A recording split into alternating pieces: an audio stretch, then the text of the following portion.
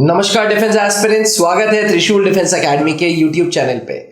Officers like quality series को आगे बढ़ाते हुए आज कैप्टन एस के सर के साथ हम बैठेंगे officers like quality number 3 organising ability के बारे में।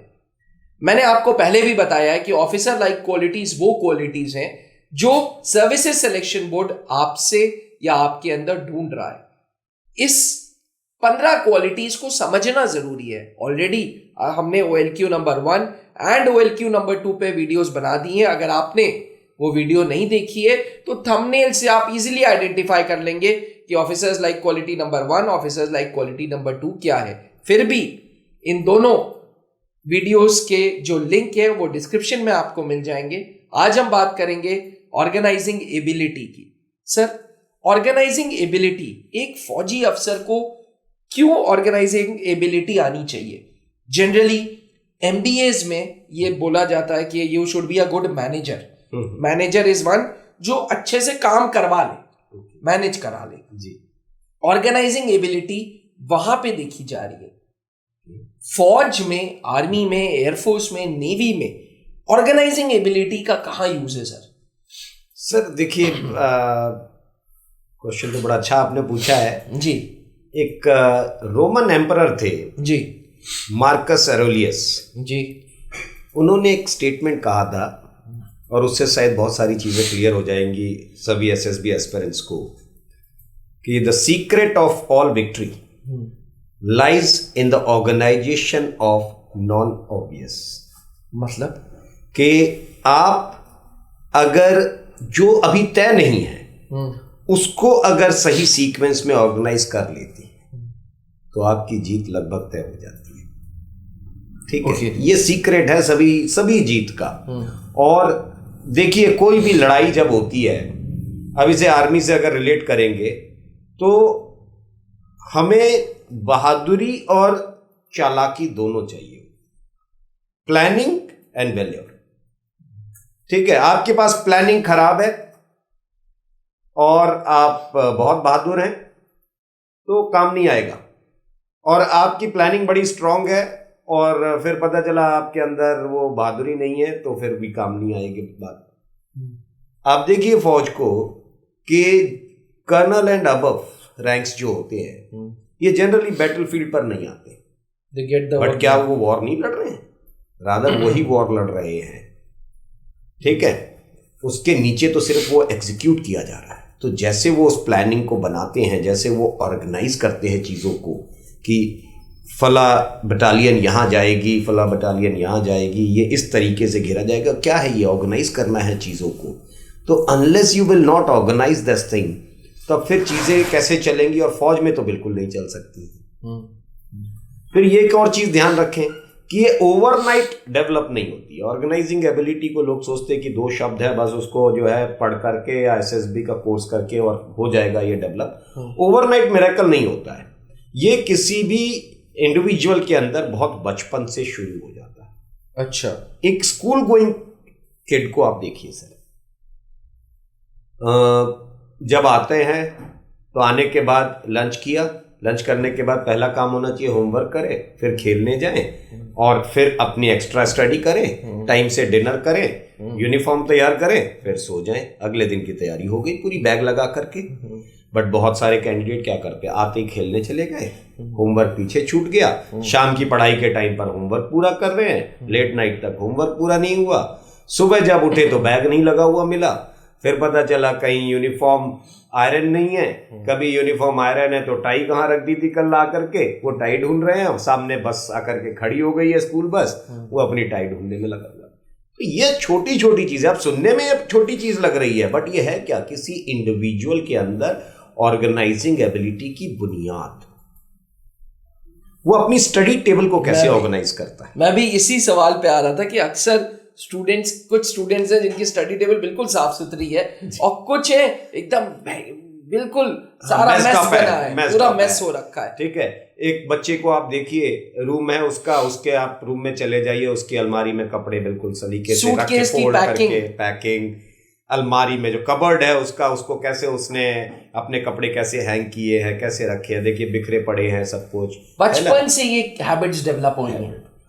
अब सर फॉर एग्जाम्पल ये हैबिट किसी में नहीं है और वो स्टूडेंट आपके पास एसएसबी कोचिंग करने आ रहा है, कर्नल पंकज सर, और आपसे वो एसएसबी की 21 दिन की कोर्स ले रहा है, तो अब आप उसको सामान लगाना तो सिखाएंगे नहीं जायज बात है। तो आप ये OLQ कैसे उसको सिखाएंगे? अब उसमें क्या होता है कि दूसरी एक्टिविटीज होती हैं जिसमें काम किया जाता है, उसके रजिस्टर्स बनवाए जाएंगे, वो कैसे काम करना शुरू करता है, कल क्या काम करना है, प्लान किया जाता है कि अजी आप इस आदत में रहिए कम से कम 21 दिन, तो फिर थोड़ा थोड़ा समझ में आएगा कि यार इस चीज की इंपॉर्टेंस क्या है। ठीक है। और फिर एक चीज आ जाती है कि unless a person is not organised, ये तो बिल्कुल आप ये समझ लीजिए कि जब आपके पास लाइफ में समस्याएं कभी बिना बताए बता के नहीं आती हैं, हमेशा बिना बताए ही आती हैं समस्याएं, और आप अपनी डे टू डे लाइफ में ऑर्गेनाइज नहीं रहते हैं तो उन समस्याओं में घिर जाते हैं। ठीक है। चाहे वो आपकी ग्रुप प्लानिंग एक्सरसाइज हो, चाहे प्रोग्रेसिव ग्रुप टास्क हो, चाहे आप टीएटी में जो स्लाइड्स दिखाई जाती हैं, ये एसएसबी की ये टास्क में OLQ नंबर 3 चेक हो रही है सर, सारी क्वालिटीज चेक होती है, एक्सरसाइज चेक हो रही है, सारी क्वालिटीज चेक होती हैं, 15 क्वालिटीज पूरी चेक की जाती है और हर असेसर इन्हीं क्वालिटीज को देखते हैं। तो ये कुछ ऐसे टेस्ट हैं जिनमें ये सारी क्वालिटीज ज्यादातर देखी जाती है।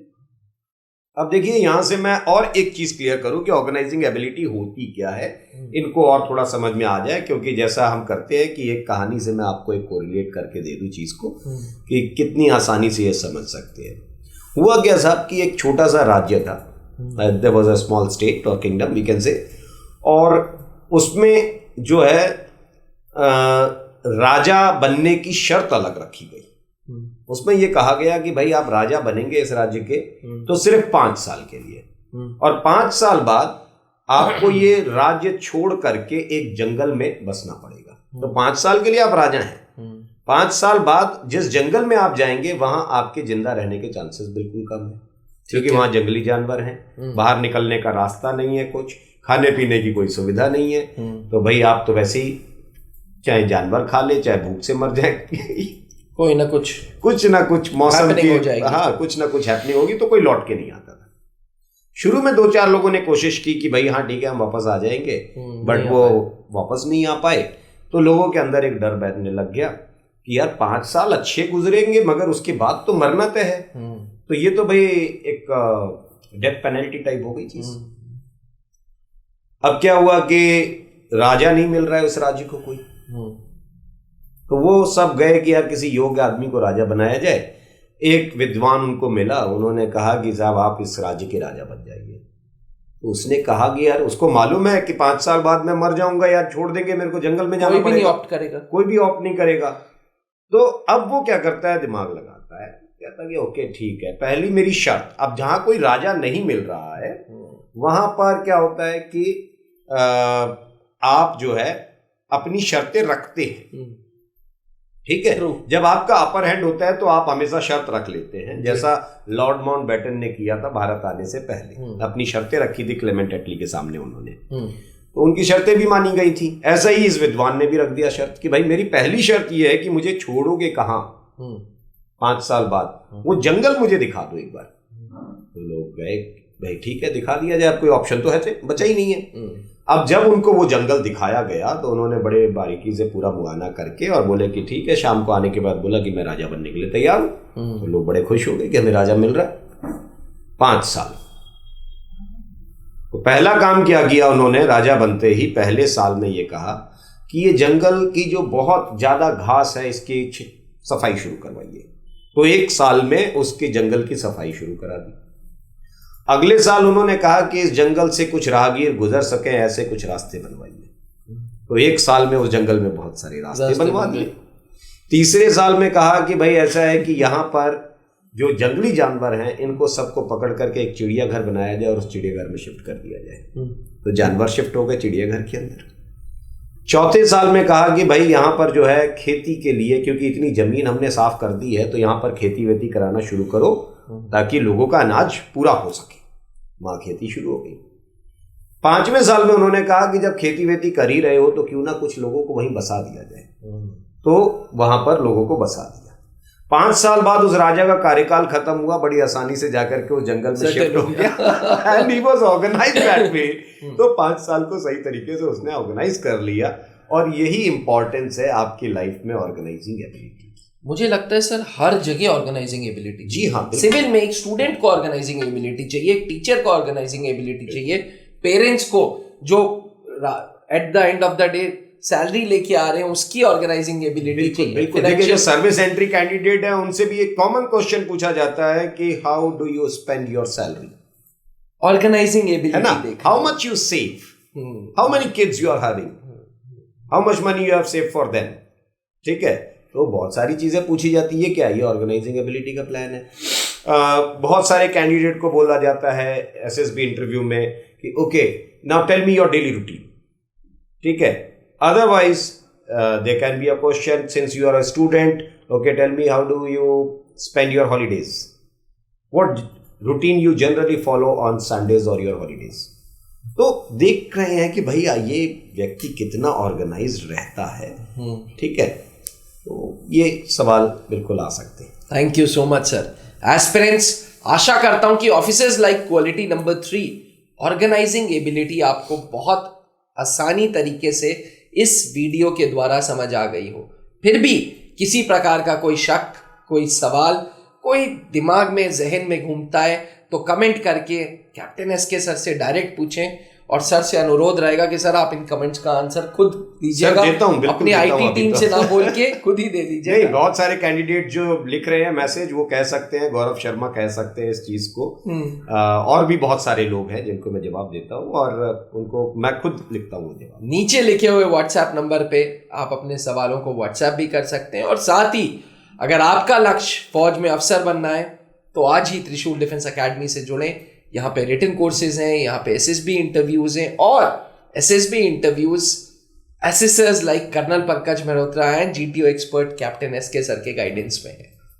बने रहिएगा त्रिशूल के साथ। चैनल को सब्सक्राइब नहीं किया तो प्लीज चैनल को सब्सक्राइब करें। आपका सब्सक्रिप्शन, आपका कमेंट हमें मोटिवेट करता है नई नई वीडियोस बनाने के लिए। थैंक यू, जय Hind. Thank you sir. Please. जहां बनते हैं देश के गौरव, इंडिया का एकमात्र ऐसा कोचिंग इंस्टीट्यूट जहां कैडेट्स को ट्रेन किया जाता है आने वाले डिफेंस एग्जाम के अनुसार। अगर आपका भी सपना है भारतीय सेना में शामिल होकर देश की सेवा करने का, तो आज ही ज्वाइन करें त्रिशूल डिफेंस एकेडमी।